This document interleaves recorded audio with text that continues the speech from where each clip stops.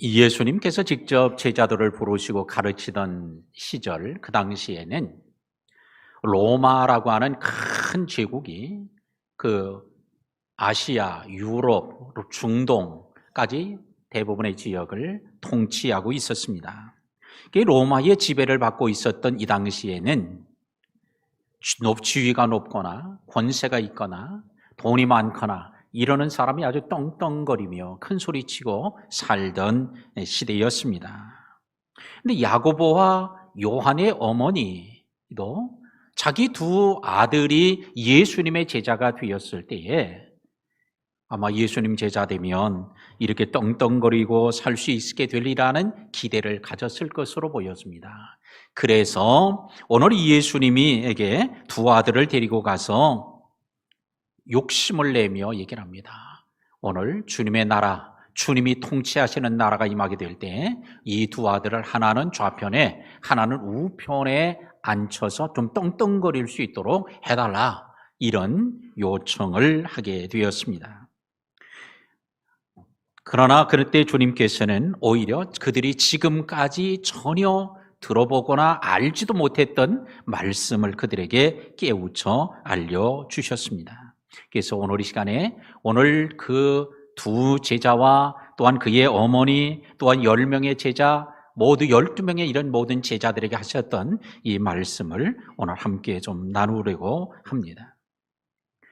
오늘 섬김의 달 5월에 오늘 섬기는 것이 사명이다, 이런 제목으로 오늘 함께 좀 말씀을 나누고 우리 자신의 모습을 돌아보는 시간, 또 회복되는 시간 되기를 주의 이름으로 축원합니다. 20절 말씀 보니까 그때의 세베대의 아들 어머니가 그의 아들들을 데리고 예수께 와서 절하며 무엇을 구하니, 그래요.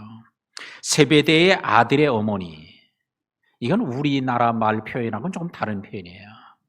세베대라는 사람의 아들의 어머니, 그러니까 세베대 아들의 어머니, 누굴 얘기하는 거예요? 세베대의 아내를 얘기하는 거 아닙니까? 세베대의 아내가 뭐 이러면 되는데 세베대의 아들의 어머니가 이러니까 우리는 좀 헷갈려요. 그런데 이거는 오늘 유대인들의 관용적 표현, 그들이 흔하게 사용하는 그런 어투였기 때문에 오늘 우리는 그것 때문에 뭐 그게 문제 삼을 건 없습니다.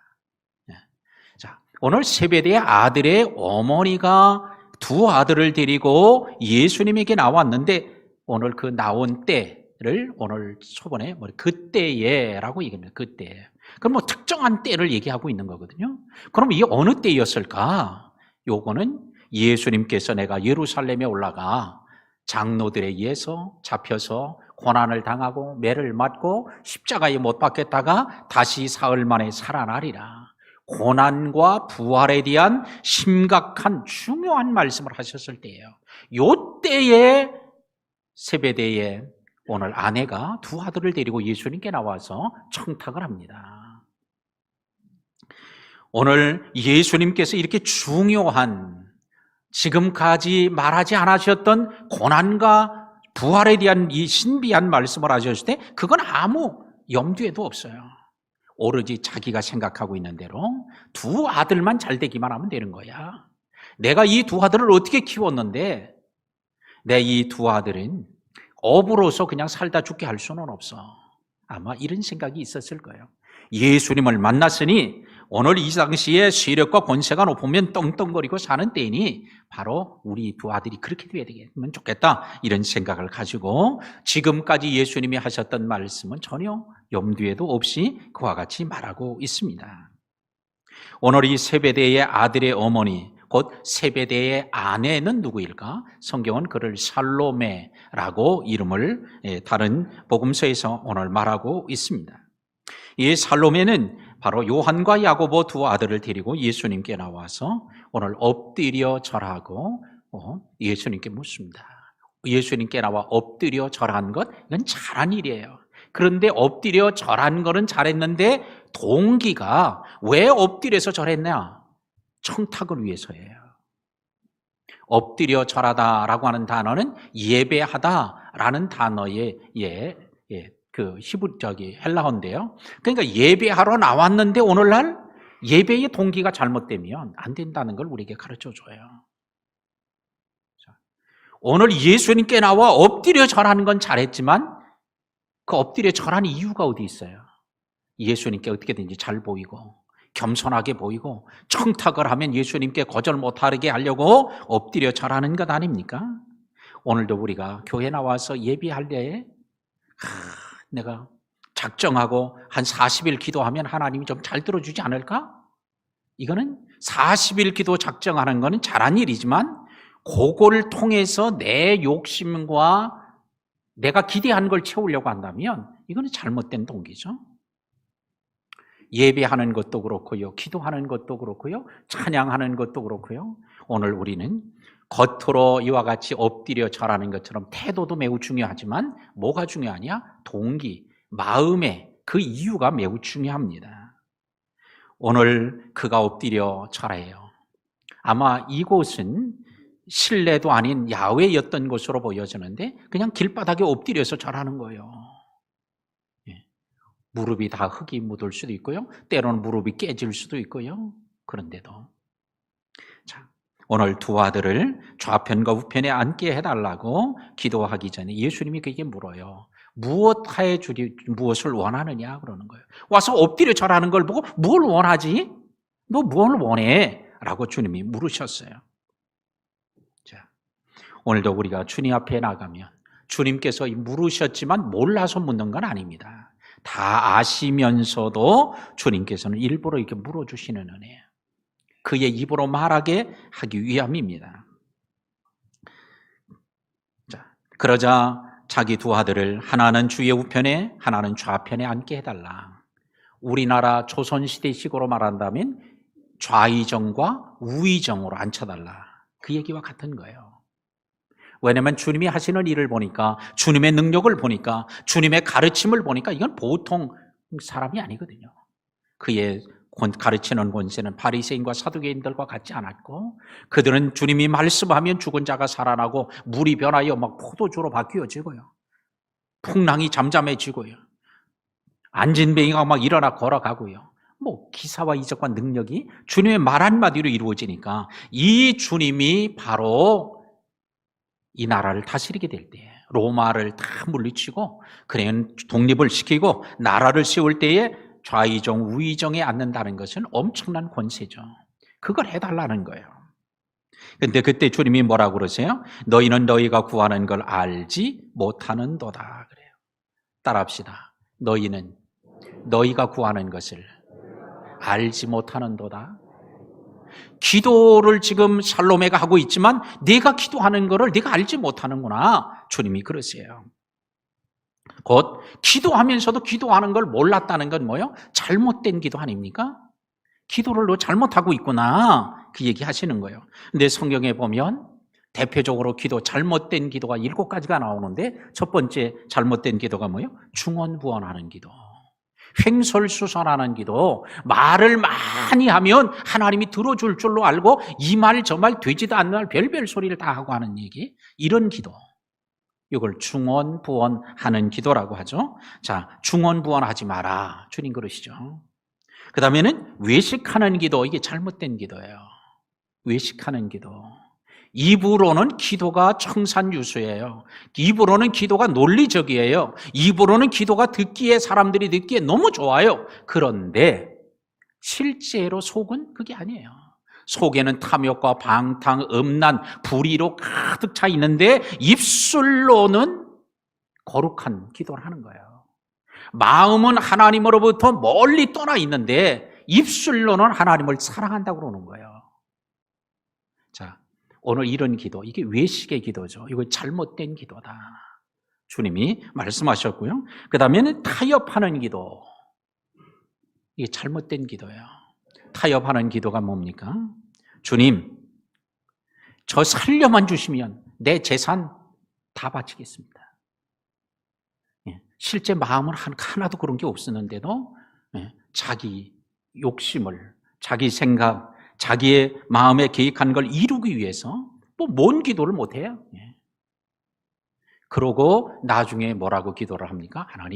하나님은 7번에서도 70번씩이라도 용서해 주시니까 하나님, 그때 내가 그냥 해본 기도였어요. 이래고 그냥 퉁치고 넘어가는 이런 기도들. 하나님을 이용하는 기도. 이런 기도들이 뭐요? 우상을 숭배하는 자들의 기도와 뭐가 다르겠어요? 우상 숭배자들이 가서 기도하면서 그런 기도를 합니까? 기도 들어주시면 내가 뭘 하겠습니다. 이런 기도 없어요. 그냥 이것도 주시고 저것도 주시고 그냥 손이 그냥 다 손바닥이 닳아서 벗겨질 정도로 그냥 빌면서 그냥 다 달라는 것뿐이지 뭘 하겠다는 기도가 없잖아. 요게 이용하는 기도, 타협하는 기도예요. 그 다음에는 죄를 품고 하는 기도. 이게 잘못된 기도예요. 내 마음의 죄악을 품으면 주께서 듣지 아니하시리라 말씀하셨던 것처럼 속에는 죄악을 꽉 채우고 있으면서도 하나님 앞에 기도는 멋지게 하는 거. 이런 기도들. 또 의심하는 기도. 의심하는 자는 바다 물결같이 주께 얻기를 생각하지 말라 주님 그러십니다. 기도하면서도 의심으로 꽉 차 있어요. 안 줄 거로 알면 생각하면서도 그냥 남이 기도하니까 자기도 하는 거예요. 또 교만한 기도. 마치 바리새인과 같이 나는 다른 사람과 같지 않습니다. 난 불의도 행하지 않고 토색도 행하지 않았고요. 간음도 행하지 않고요. 저 세리와 같지도 않았고요. 난 11조도 드렸고요. 일주일에 2번씩 금식도 하고요. 하면서 오늘 교만하게 하는 기도. 오늘 사람들이 들을 때는 멋지고 또한 논리적이고 아주 타당한 기도와 같았으나 주님께서는 그 기도를 외면하시고 오히려 얼굴을 듣고 하늘을 우러러보지도 못하는 세리의 기도를 들으시고 오히려 그의 기도에 응답하셨던 걸 볼 때에 우리는 교만한 기도는 잘못된 기도다라고 하는 걸 알 수 있습니다. 또한 정욕으로 구하는 기도 잘못된 거죠. 너희가 구해도 얻지 못하면 정욕으로 쓰려고 잘못 구함이라. 정욕으로 구하려고 하면 지금 오늘 세배대의 아내의 기도를 보면 무슨 기도예요? 정욕의 기도에 해당한다고 할 수 있어요. 세상의 것을 구하는 좀과 큰 권세를 갖기를 원해요. 떵떵거리며 살기를 원해요. 많은 사람들이 자기에게 무릎을 꿇고 섬기기를 원해요. 그런 기도를 지금 하고 있어요. 예수님은 그에게 묻습니다. 내가 마시려는 잔을 너희가 마실 수 있느냐? 내 두 아들을 우편과 좌편에 앉게 해달라고 그러니까 내가 마시려는 잔을 마실 수 있냐?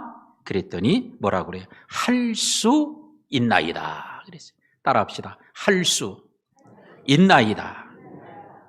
뭐 할 수 있다고요? 할 수 있다고 그냥 아주 장담을 하고 얘기를 합니다. 뭐 생각해 보지도 않고 할 수 있다고 얘기를 합니다. 근데 주님이 마시려는 잔 이게 뭐예요? 고난의 잔이죠. 십자가의 죽음의 잔이죠. 그러니까 내가 고난당하고 십자가에 죽어야 되는 이 고난 너희도 받을 수 있냐? 할 수 있습니다. 그런 거예요. 오늘 민수기 14장 28절에서 말하고 있는 것처럼 너희 말이 내 귀에 들린 대로 내가 행하리니 한 대로 오늘 이 샬롬애가 할 수 있다고 두 아들과 함께 대답한 대로 하나님께서 그대로 해주셨으니 바로 야고보는 최초의 사도행전에 보면 순교자가 돼요. 가장 먼저 죽임을 당해요. 순교자라. 그러니까 주님께서 오늘 마시렸던 그 잔을 마시게 되었어요. 그 다음에 요한은 이거는 살아있으면 차라리 죽는 게 좋은데 안 죽어서 요한계시록을 끝까지 살아서 기록하는 그냥 볼고 안 볼고 다 보고 엄청난 고난을 겪은 그런 산순교자로 그들이 말한 대로 고백한 대로 이루어졌습니다. 그러므로 우리가 말하는 것도 주의해야 해요. 왜? 하나님이 다 듣고 계시니까. 안 죽고 싶은데 자꾸 죽고 싶다고 그러지 마세요.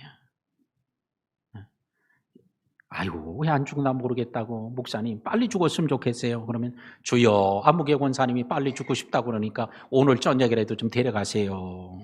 그러면 아멘 하고 할렐루야 할 것 같죠? 시험 들어서 다음 주일 안 온다니까? 근데 하나님이 그 말을 들으시고 진짜 죽고 싶다고 그래서 그때 싹 데려가면 어떡하시겠어요?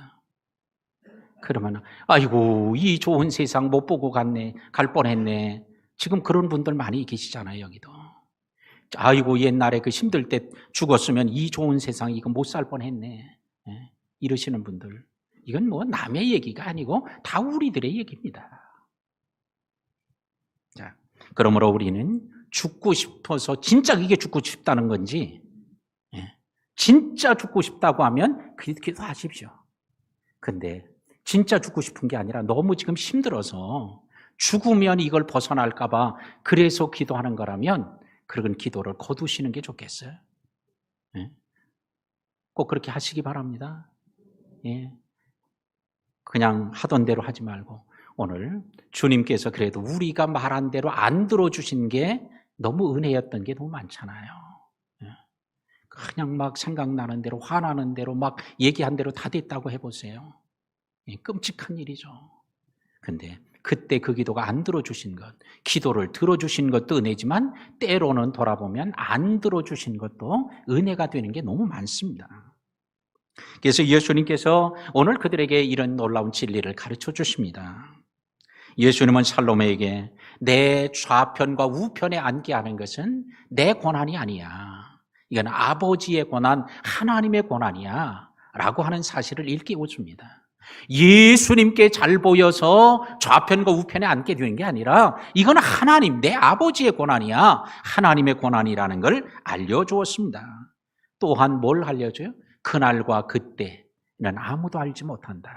나도 모르고 선지자도 모르고 아무도 천사도 모르고 아무도 모르고 아버지만 아신다. 주님 그랬죠. 이거는 뭐예요? 하나님 아버지의 권한 아래에 있다. 그 얘기를 하는 거죠.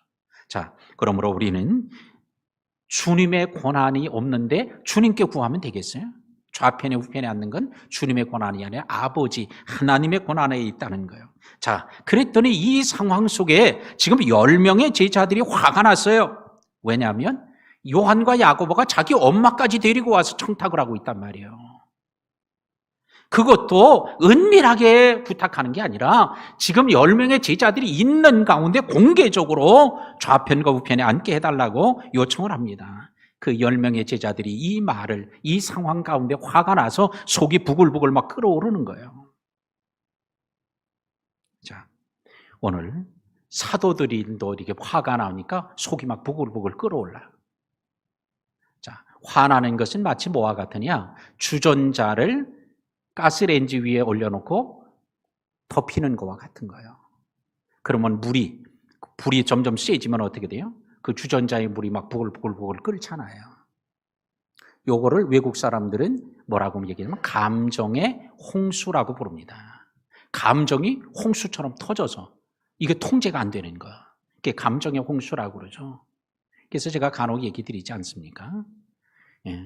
압력밥솥에 압력이 꽉 차면 거기 꼭다리 뭐 있잖아요. 꼭다리가 딸랑딸랑 하면서 뭐가 빠져요?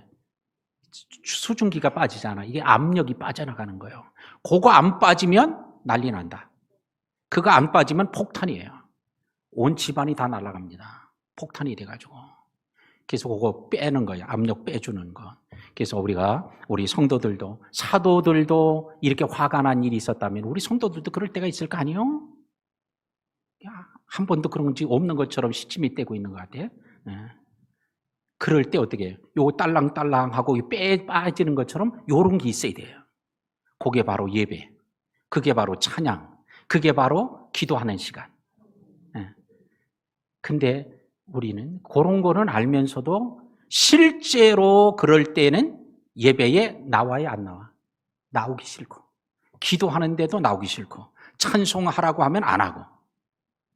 해야 그게 김이 빠지는 거예요. 옆에 김 안 빠진 분들이 있으면 살짝 점심 먹을 때 옆구리 찌르면서 집사님 김 좀 빼고 삽시다. 이렇게. 어떤 사람이 자기를 그렇게 얘기를 한다는 거예요. 제가 그분의 글을 읽었더니 자기를 성자라고 부른다는 거예요. 회사 다니는데 아이고 이런 사람 없다고 아주 성자라고. 그러는데 사실은 자기는 성자가 아니라는 거예요. 왜? 가만히 놔두면 성자인데 화만 나면 자기 글로 이렇게 썼어요. 자기는 견인이 된다 그랬어요. 견인. 견은 뭐예요? 개견자에다가 인은 사람인이에요. 개하고 사람이 된다는 거예요. 그래서 자기가 거기다 가로에다가 또 붙여놨어요. 뭐라고? 멍멍이 플러스 인간. 화가 나면 멍멍이가 된다는 거예요. 그래서 멍멍이 인간 견인이 된다고 자기가 얘기를 합니다. 그래서 화가 나면 손과 발이 막 떨리고 입에선 막 욕설이 막 튀어나오기도 하고 소리를 마구 지르고 마치 화가 나면 자기 안에 무언가 딴 사람이 튀어나오는 것처럼 전혀 딴 사람이 돼서 나타나는 것처럼 그럴 때들이 있다는 거예요. 그래서 자기는 성자가 아닌데 그래서 성자하고 가로 이 물음표를 똑 해놓고 그러고는 견인 이렇게 해놓고 가로하고는 멍멍이 플러스 인간 이렇게 자기가 썼더라고. 분노하면 위장 점막이 충혈된다고 그래요. 또 위산 분비가 증가하고 혈관이 수축하고 그러니까 혈압이 또 상승하고요. 뇌출혈, 뇌졸중의 위험이 증가한다고 그럽니다. 자, 이런 분노의 감정에 대한 연구를 아주 많이 한 그 분야의 권위자인 세계적인 생리학자인 존 헌터 박사가 분노의 감정을 품으면 심장의 혈관이 압박을 받아 심장병을 일으킨다라고 하는 그런 연구 논문을 통해서 아주 세계적으로 아주 큰 명성을 얻은 사람입니다. 그런데 그가 헌터 박사가 어느 학회에서 이제 많은 학자들을 두고 또 의사들을 앞에서 이제 자기 논문을 연구를 이제 발표하게 된 거예요. 자기 논문을 발표했는데 거기 앉아 있었던 사람들 중에 몇 사람이 막 반대를 했다는 거예요. 무슨 박사님 뭐 그런 얘기가 있습니까? 그건 말이 안 됩니다. 그거는 뭐 논리적이지 않습니다. 막 공격을 한 거예요. 그러자 이 헌터 박사가 화가 나서 자리에서 벌떡 일어났는데 일어나면서 쓰러져 죽었다는 거예요. 근데 그 사인이 죽은 이유가 뭐냐면 분노로 인한 심장 혈관 순환 장애. 그걸로 죽은 거예요. 헌터 박사가. 그래서 나중에 얘기가 회자되기를 그는 자기의 죽음을 자기의 이론으로 증명한 사람이다. 라고 하는 말이 회자되었다고 그래요. 자기가 말한 대로 그대로 된 거예요. 그렇게 분노, 화가 치밀면 혈압이 상승해서 심장병 때문에 죽는다. 그 논문을 발표한 사람이요. 그걸 많은 사람들에게 알린 사람이. 근데 자기가 그것 때문에 죽은 거야. 그러니까 그 이론이 맞긴 맞구나. 그런 거죠. 10명의 제자들이 막 화가 나서 끌어올라요. 그럴 때 예수님은 뭐라고 그러십니까? 누구든지 크고자 하는 자는 섬기는 자가 되고 으뜸이 되고자 하는 자는 종이 되어야 하리라. 얘기는 이런 말씀을 합니다. 그러니까 이 땅에서는 섬김을 받는 자가 큰 자지만 천국에서는 섬겼던 자들이 큰 자가 될 것임을 오늘 말하는 놀라운 비밀을 알려주는 거예요.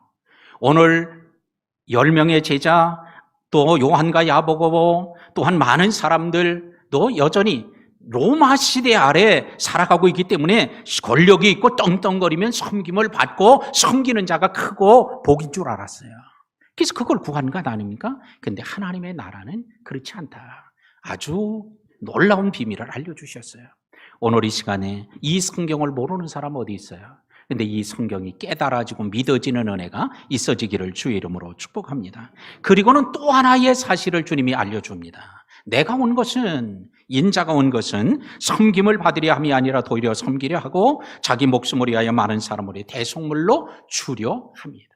내가 온 이유가 뭐냐? 내가 이 땅의 모든 권력을 잡고 통치자가 돼서 섬김을 받으려고 온 게 아니야. 나는 섬기려 왔어. 내가 대속물로 내 몸을 주려 온 거야. 그러니까 섬김에 대한 놀라운 비밀을 가르쳐 줍니다. 며칠 전에 의정부에 계시던 지난해 우리 교회에 와서 부흥회를 하셨던 그 신만교 목사님이 문자로 하나를 보내주셔서 그 내용을 제가 보고 감동이 됐고 그래서 제가 몇 번 읽다가 우리 교인들한테 한번 소개했으면 좋겠다. 그래서 오늘 소개합니다.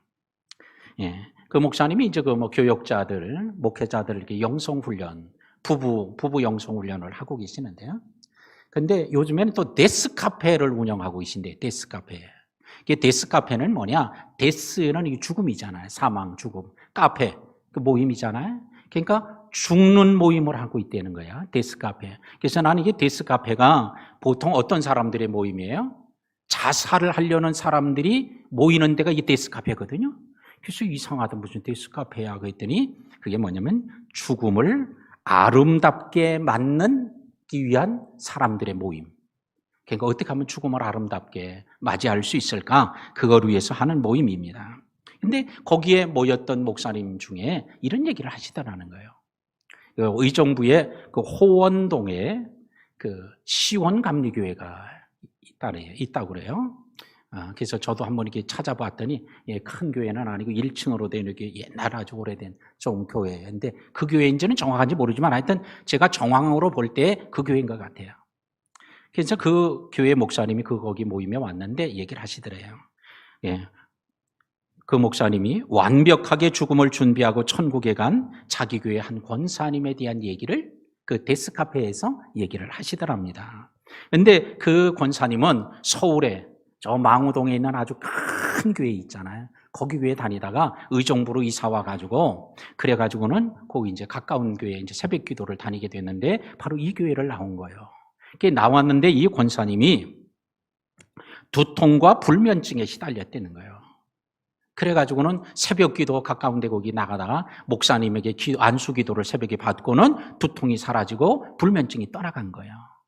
그래서 이제 그 교회에 정착을 해서 그 교회에 이제 다니시게 됐는데 남편은 퇴역한 군인 준이로 퇴역을 해서 근데 아주 가부장적이고 아주 권위적인 그런 남편이래요.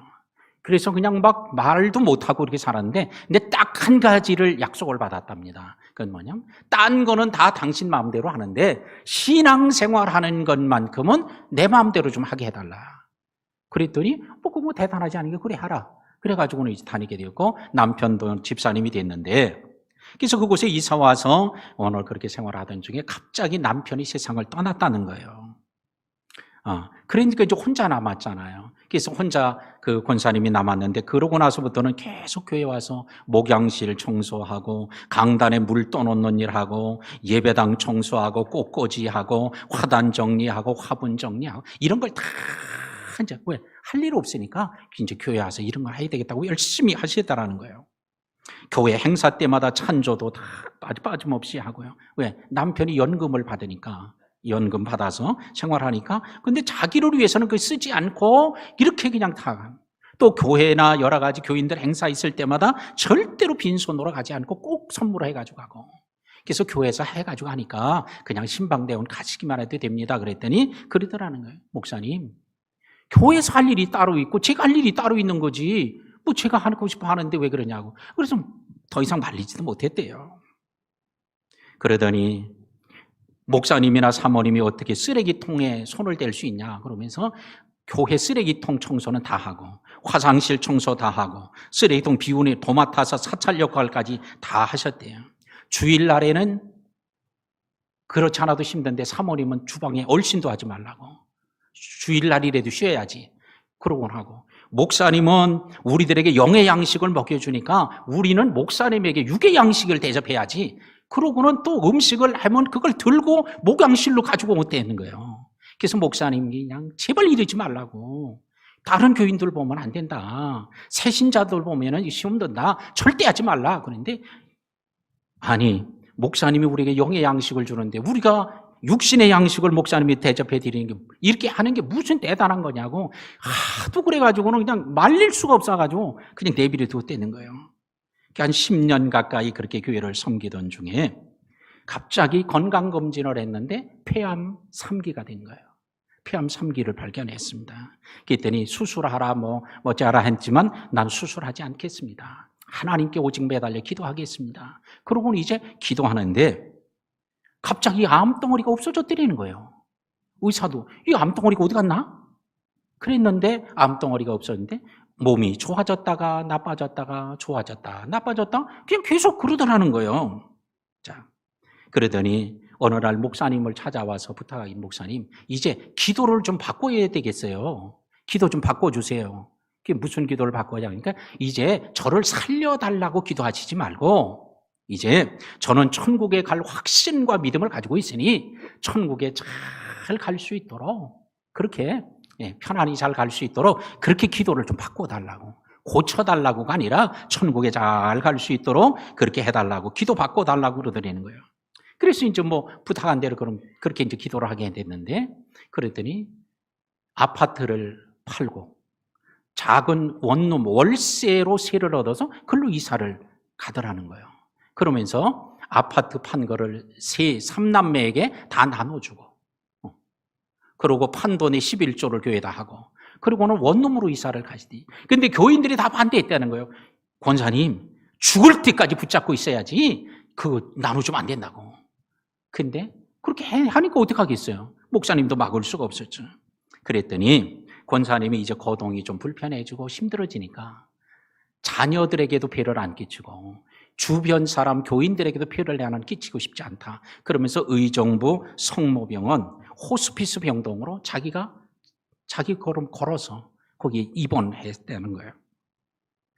그랬는데 거기 자진해서 입원했는데 어느 날 목사님에게 연락 오길, 목사님 신방 좀 해주세요. 그러더라는 거예요. 전락이 온. 어디로 가냐? 그랬더니 병원 호스피스 병동이 아니라 제가 세워놓은 원룸으로 오세요. 그러더라는 거예요. 그래서 갔더니 권사님이 진통 패드를 여러 개 붙이고, 그려놓은 옷도 예쁘게 입고 화장도 예쁘게 하고 아주 단아한 모습으로 오늘 신방 맞을 준비를 하고 있더라는 거예요. 그래서 이제 신방을 하고 예배 이제 드렸습니다. 자, 그래 예배 드리고 났더니 거기 신방 왔던 사람들에게 일일이 다 고맙다고, 기도해줘서 고맙다고 일일이 다 인사하고, 그리고는 또 거기 못 만난 교인들을 다 그날 밤늦게까지 전화를 해서 다 고맙다고 얘기를 하고, 그리고 그 다음날 아침에 호스피스 병동으로 가셨다는 거예요. 그리고 나서 한 달 만에 세상을 떠나셨다는 거예요. 그래서 이제 장례식을 치렀는데 그게 제가 보내준 글에 보니까 작년 9월이라는 거예요. 그 장례식을 마쳤어요. 근데 장례식을 한 이후에 더 놀라운 일이 벌어졌다고 하는 얘기가 쓰여 있어서 저도 깜짝 놀랐어요. 뭔 얘기인가 궁금해서 그래서 끝까지 저도 이제 읽어보게 되었어요. 자, 그래서 권사님이 소천한 이후에 더욱 놀라운 일이 생겼는데, 사모님에게 그 사람이 소천하기 전에 사모님에게 꽁꽁 싸맨 걸 하나 사모님한테 맡겨주고 간 거예요. 근데 사모님한테 이거는요, 장례식 전에는 뜯어보지 말고 장례식을 다 마친 이후에 이걸 뜯어보시라고.